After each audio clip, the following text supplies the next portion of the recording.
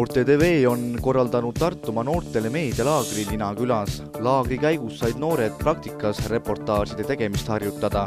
Üheks ülesandeks oli Ninaküla tutvustamine vaatajatele. Väike vanausuliste küla asub Peipsi järve ääres 47 kilomeetri kaugusel Tartust. See oli piirivalve vaatlustorn oli.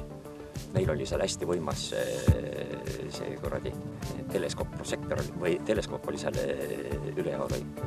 Sellega vaatasid Peipsid veel ära, see oli niivõrd võimas riist oli, et ta vaatas ära, palju sul raha ka taskus on. Ja vastavalt sellele, kas tulla siis teha sulle trahvi või midagi, tasku väga tühi on, mis ikka siis umbes niivis.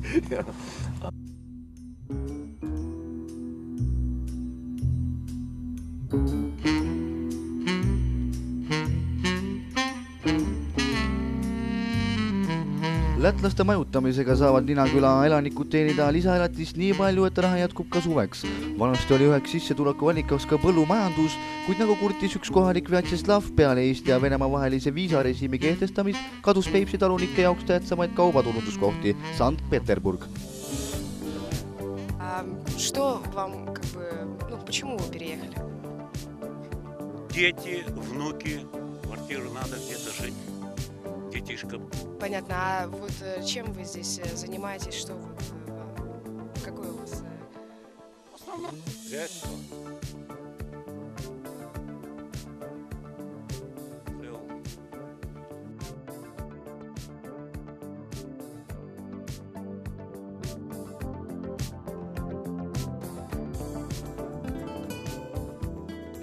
Praegusel ajal kasvatatakse põllumajandussaaduseid vaid oma otstarbeks.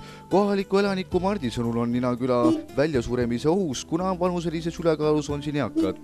Noored kolivad tööd otsides linnadesse ja välismaale. Elu peatamise tunnuseks on ka aastaid tagasi uksi sulgenud toidupood.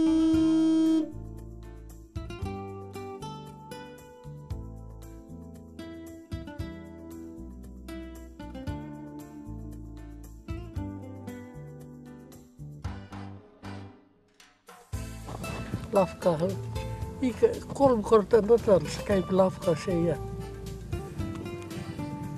Vanen inimene, buss käib ka 2 korda nädalas. Ei Alatskivil viipe vallapoissa inimesi, kes tahavad Aarstille minna ja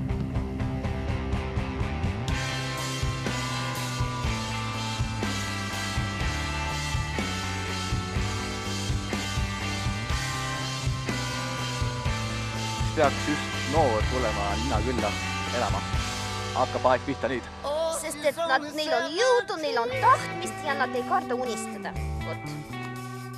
Vot.